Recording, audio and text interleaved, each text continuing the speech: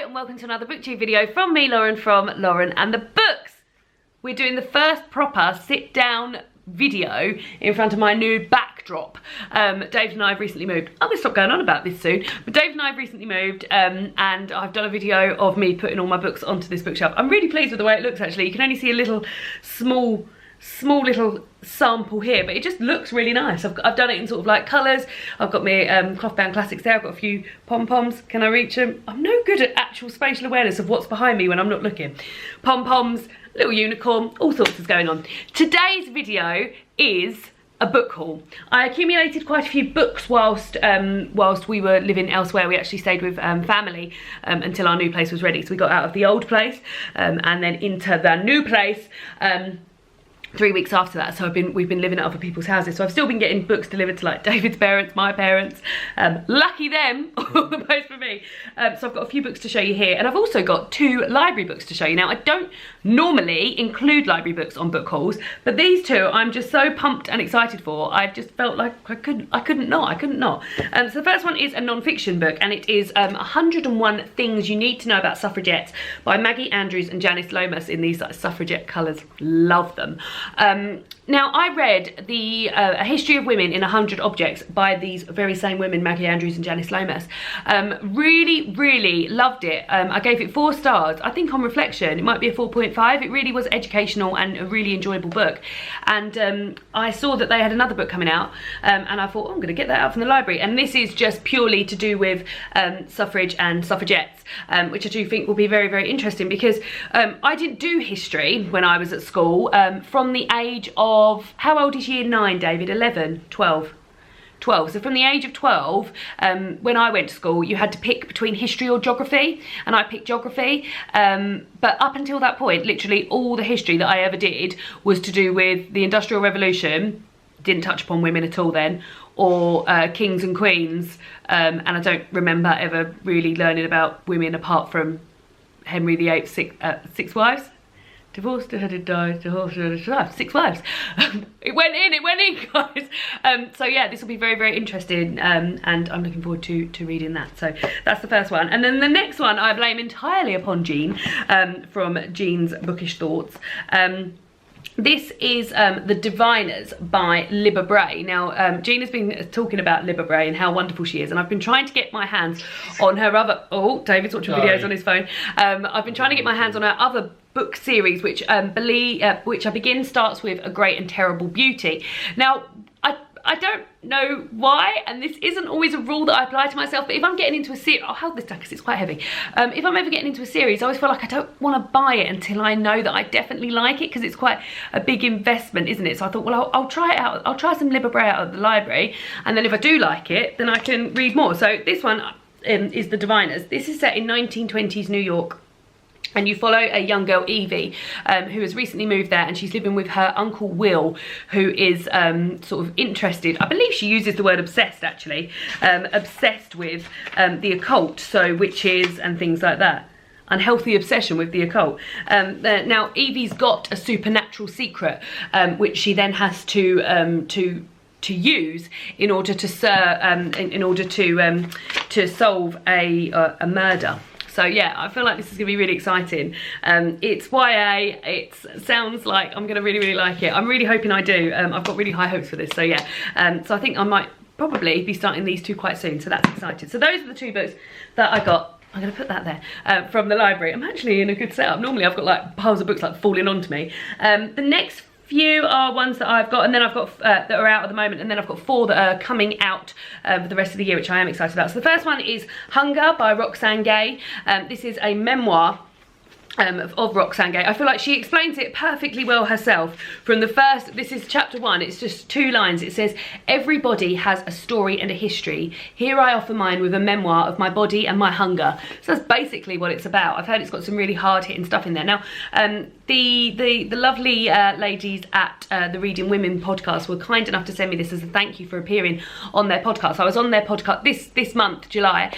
They were talking about books and food, and Kendra got in in touch and asked me if I would like to be a guest on their podcast, which was amazing, and I was, and I had such a good time, and it was really, really enjoyable. I will link the podcast down below if you would like to go and listen. So and just as a thank you, they were kind enough to send me Hung Up by Roxane Gay, which is very, very good, and an award winner from the Reading Women podcast, so that's very exciting. And then been to Lush Book Club again, haven't I? Yeah. Me, David and my sister went to Lush Book Club, and it was exciting because Nikesh Shukla was the author there, and he actually got 2 books out this year, which is busy for him and also enjoyable for us, because now between David and I, we both own each. David picked up this one and I picked up this one. So this is Run Riot by Nikesh Shukla, as I mentioned.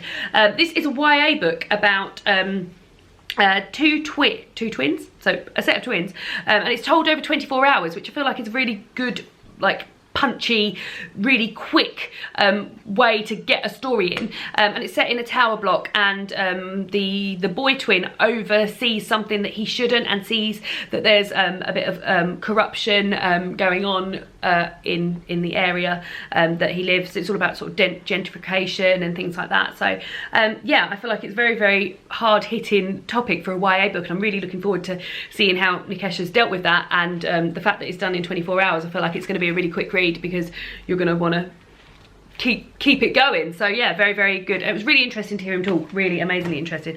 And then the next one is I guess Anna James, who does the interviews at a Lush Book Club, was saying that this comes under the sort of umbrella of literary fiction. Oh, there's something I got free. So when you go to Lush Book Club as well, you get products from Lush that are related to the book, and this is a fragrance card called I'm Home, and this is all to do with sort of like displacement and coming home and things like that, so that was nice, and that was just living in there. So this is The One Who Wrote Destiny, and this is told from the perspective of 4 people: Mukesh, Neha, who is Mukesh's wife, Rakesh, who is Mukesh and Neha's son, whose Neha dies of lung cancer, and Rakesh's twin sister also dies of lung cancer, and then Bar, who is the grandmother of Rakesh and I can't remember his sister's name, the grandfather, so the mother of Neha who died. So yeah, he read a really great passage from here about one of the characters wants to be a stand-up comedian, and he read a really, really great passage in there about like someone just trying to make light and funniness out of a coffee shop, and it was just like it made for awkward reading, because it was like really he was really trying to be funny, the character. So I'm looking forward to reading this. Very, very excited. And then the next 4 are ones that I've got from publishers.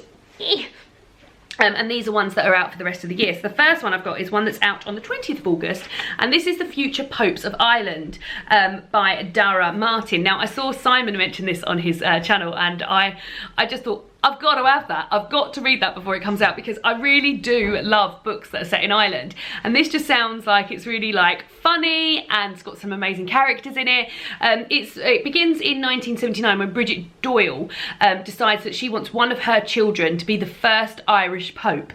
She has a daughter, I believe, and then a set of, and then triplets. So she's got a 5-year-old daughter called Peg, and then triplets, Damien, Rosie and John Paul. She really, really wants one of those children to become the first Irish Pope. And it just sounds like it's really warm, and it says here, a big-hearted, funny, sad, dazzlingly ambitious novel about the messiness of love, family and belief, and how nothing ever turns out quite how we plan it. And I just feel like it just really spoke to me, and I thought, oh my god, that sounds so fun and like enjoyable. So I'm really looking forward to reading that. Then the next one I've got is a Kate Morton book. This is out on the 20th of September. This is The Clockmaker's Daughter. Now, I don't know if any of you have read Kate Morton before. I've read a few for my book club, mainly at work, and they're real crowd pleasers, I've got to say. There isn't many people, when we've read them for book club, there hasn't been many people that have not enjoyed them. Now, they sort of follow the same sort of plan for each book, in that you follow a character now who has links with a character in the past, and is sort of like readdressing something that's happened. This is told from multiple perspectives over a number of years, and she just really is a great storyteller. It's really, really enjoyable, and I'm yet to read a book of hers. My favourite one that I've read by her is The House at Riverton, but I've also read The Forgotten Garden and The Secret Keeper. I've still got The Distant Hours and The Lake House to read, which is enjoyable, because like these these books I feel like will never not please me. So yeah, and also it just looks beautiful. Like for a proof, look at it.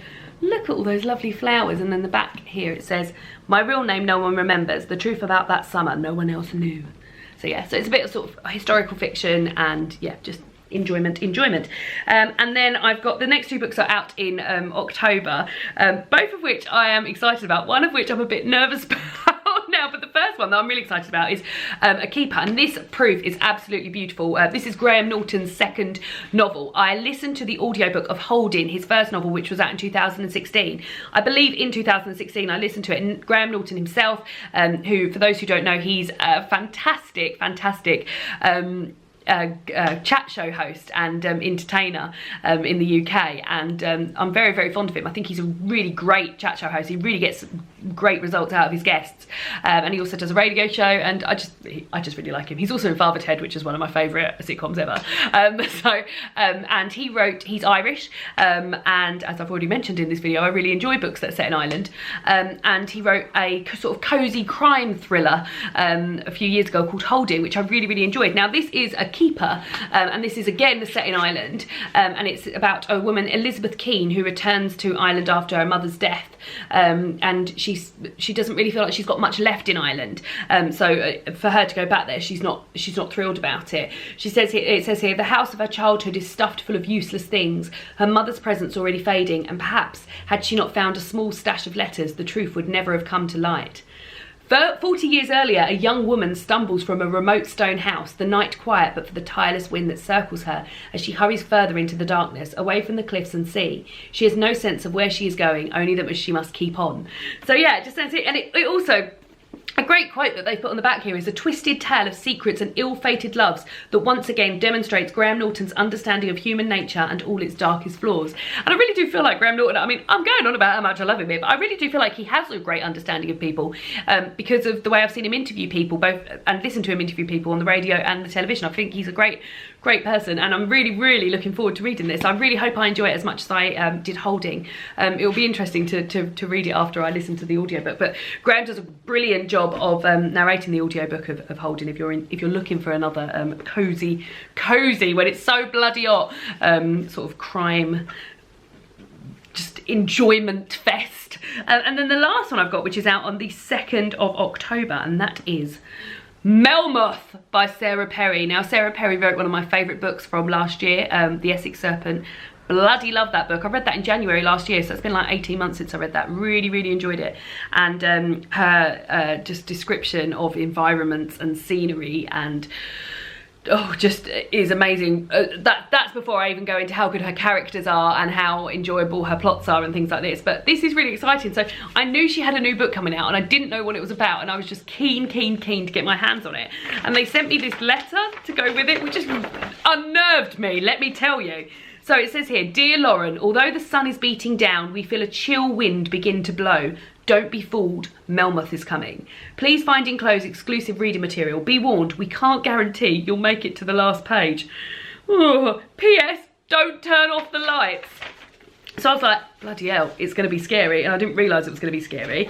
And it also, so it says here at the beginning, so as well as that, I got at the beginning of the proof, it gives you a bit of insight into what it's about. And it says here, Melmoth, the loneliest being in the world, condemned to walk the earth forever, she tries to beguile the guilty and lure them away from a lifetime wandering alongside her. Everyone that Melmoth seeks out must make a choice, to live with what they've done or to be led into darkness. Ooh. And it follows Helen and her sort of like dealings with Melmoth, I believe. So yeah, I've got to get up the bravery to read this. Maybe reading it in the summer is a braver thing to do than to read it when the nights are drawing in and things like that. So yeah, I think maybe I'll pick this up soon as well as I'm feeling brave.